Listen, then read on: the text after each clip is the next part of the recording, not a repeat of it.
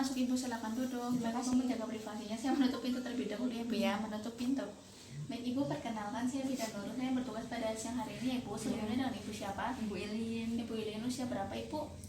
25 tahun. Baik, ada yang bisa saya bantu? Ibu saya menjelaskan tentang infertil. Oh baik, infertil ya Ibu ya. Jadi di sini maksud dan tujuan pendidikan kesehatan infertil ini agar Ibu mengetahui tentang apa itu infertil, kemudian penyebabnya apa, dan cara penanganannya gimana ya Ibu ya. Apakah Ibu bersedia? Iya, saya bersedia. Baik, kalau Ibu bersedia, saya ingin menanyakan sedikit, apa Ibu sudah mengetahui atau mendengar sedikit tentang infertil itu apa?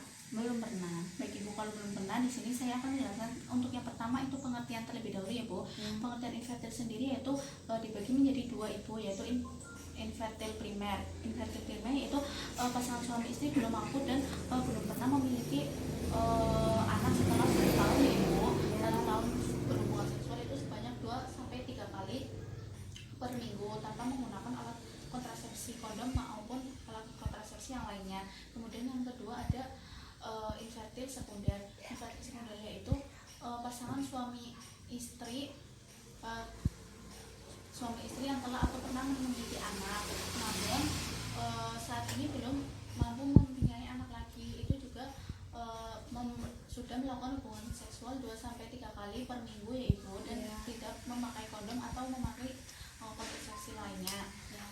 Kemudian yang kedua ada penyebab infertil. Penyebab infertil itu pada wanita itu bisa gangguan hormonal, kemudian masalah tuba, kemudian masalah uterus, kemudian juga ada stres, kemudian berat badan, kemudian peningkatan usia, dan pada penyebab laki-laki sendiri itu gangguan spermatogenesis. Kemudian ada juga ketidakmampuan koitus dan ejakulasi.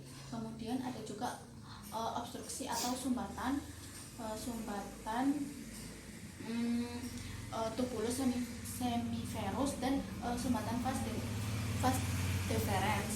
Baik Ibu, kemudian ada diagnosis infertil sendiri yaitu ada anamnesa sendiri usia saat pertama kali head, itu apakah head teratur, kemudian berapa lama terjadi head, kemudian apakah ada rasa nyeri, dan juga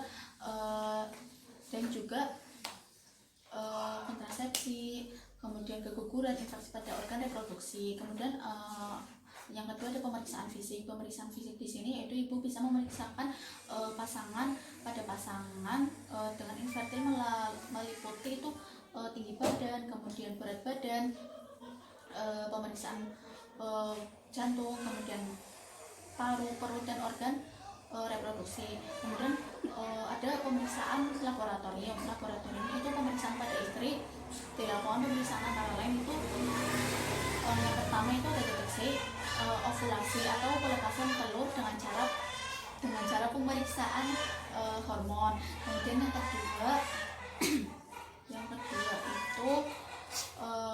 kedua ada pemeriksaan tuberkulosis. Pemeriksaan tuberkulosis ini pada saluran telur dengan HSG Ibu. Kemudian pemeriksaan uterus atau rahim itu bila dicurigai adanya abnormalitas pada rongga rahim itu juga dilakukan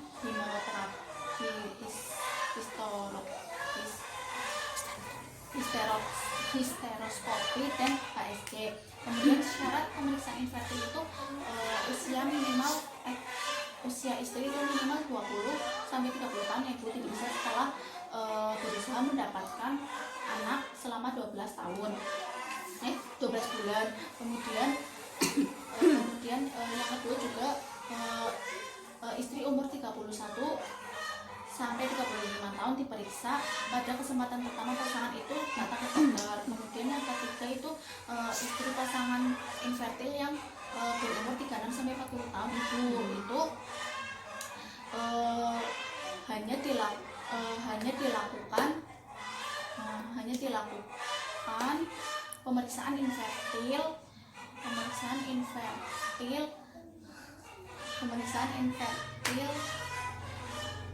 kalau dilakukan pada pasangan infertil kalau yang belum punya anak dari perkawinan ini. Kemudian selanjutnya ada masa subur wanita. Masa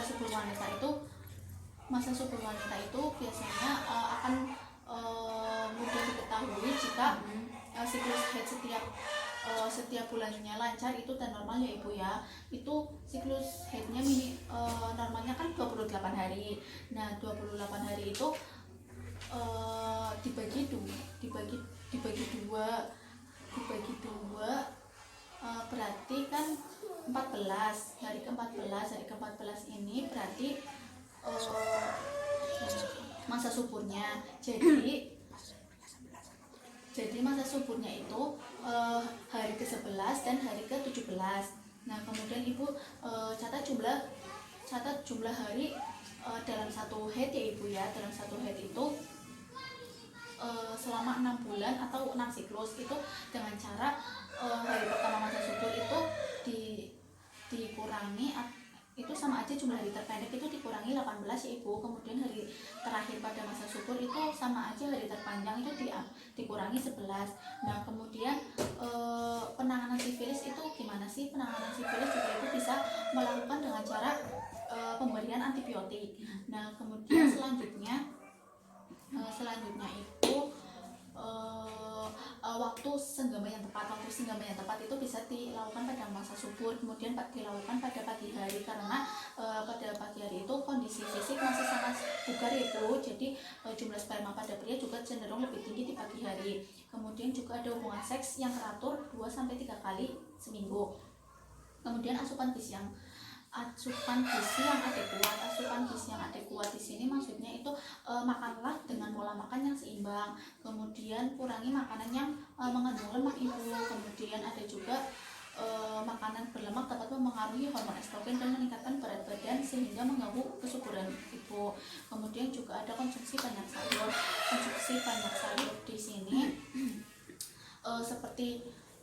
seperti sayuran yang hijau, kemudian wortel, kemudian tomat, dan kemudian buah-buahan yang mengandung vitamin C, E, dan B ya ibu, B kompleks. Kemudian itu contohnya seperti apel, kemudian semangka, kemudian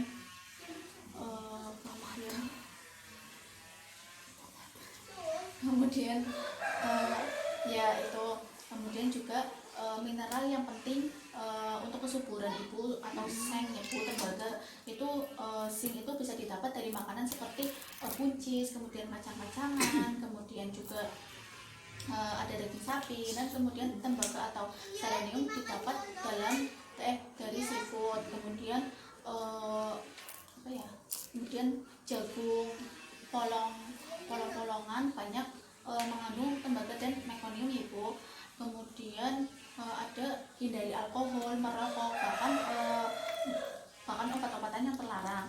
Nah selanjutnya ada penanganan infertil di sini yaitu dapat pada prinsipnya itu didasarkan pada faktor atau penyebab etiologi.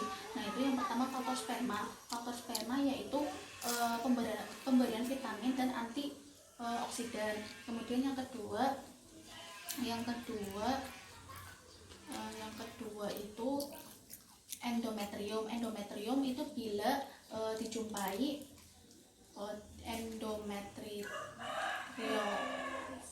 endometriotis itu derajat minimal dan ringan, tindakan dilanjutkan dengan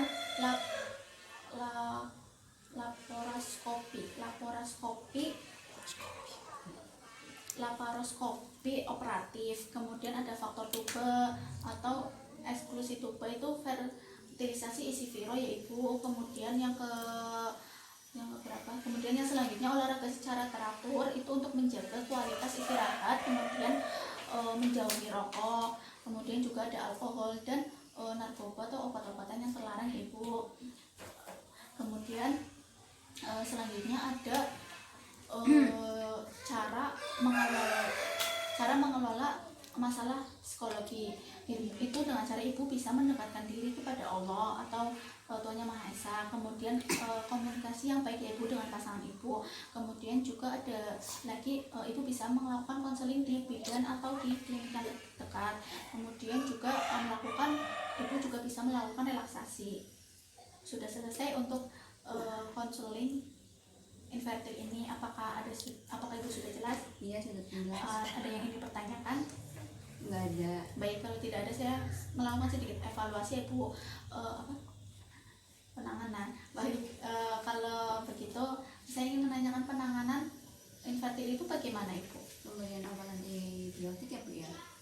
Iya, kalau salah satu penyebab infertil pada wanita, Salah penyebabnya gangguan hormonal, terus apa ya? Gangguan hormonal, terus apa ya? iya, Oh iya, ada terus ada stres, masalah pada uterus, lalu tuba, seperti itu ya Bu ya. ya benar sekali. Berarti ibu sudah paham apa yang sudah saya jelaskan ya Bu. Baik, untuk konseling hari ini saya akhiri ya ibu. Semoga bermanfaat bagi ibu, dan jika ada keperluan yang lain ibu bisa datang ke BPM saya lagi ya Bu. Terima kasih atas waktunya ibu. Selamat